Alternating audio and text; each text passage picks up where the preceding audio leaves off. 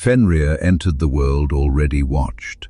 He was born to Loki, a figure who moved freely between gods and giants, and to the giantess Angerboda, whose children were tied to the deepest forces of disruption in the cosmos.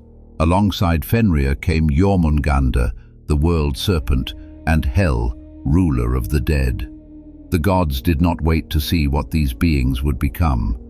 From the beginning, Fenrir was not judged by his actions, but by prophecy. The poems foretold that he would play a central role in the destruction of the gods, and so his fate was decided before he had shaped one himself. Unlike his siblings, Fenrir was brought into the realm of the gods. The Aesir believed that keeping the wolf close would allow them to control what they feared. Yet Fenrir did not grow slowly. He grew rapidly in strength and presence until even the gods began to hesitate around him. Only one among them continued to approach without fear. Tyr, a god associated with law, oaths, and honor, took responsibility for feeding Fenrir. In doing so, he became the sole figure Fenrir trusted within Asgard. This relationship would later give the binding of the wolf its tragic weight. As Fenrir's power increased, the gods began to test him. They proposed games of strength, presenting him with chains and asking him to break them, framing restraint as play rather than imprisonment. The first fetter, Laethingr, was strong, but Fenrir shattered it with ease. The second, Dromi, was heavier and more complex, yet it too failed. With each broken chain, the gods learned something unsettling. Fenrir's strength was not temporary, and it was still growing. Realizing that brute force would not suffice, the gods turned elsewhere. They went to the dwarfs, master craftsmen born from the substance of the world itself, and asked for a binding unlike any other.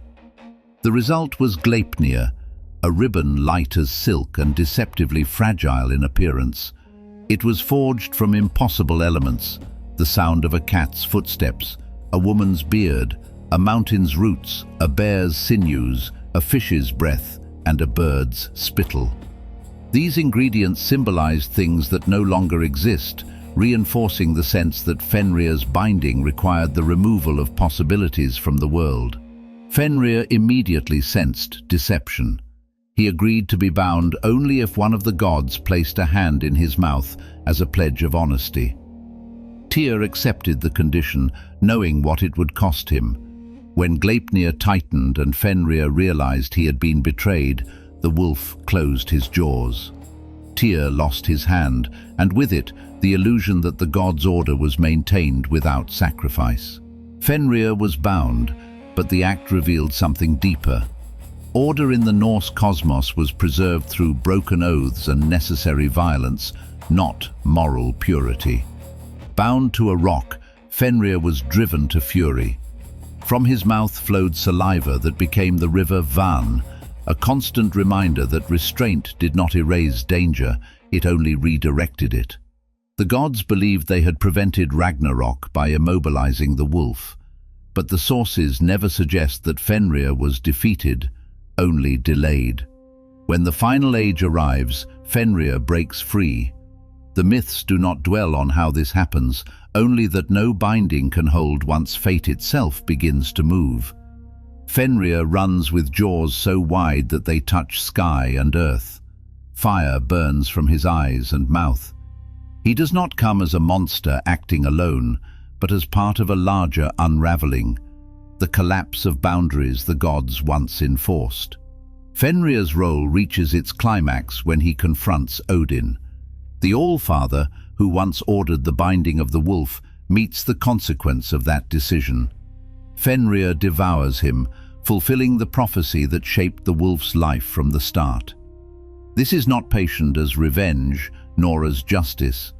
It is inevitability, a cycle closing exactly where it began.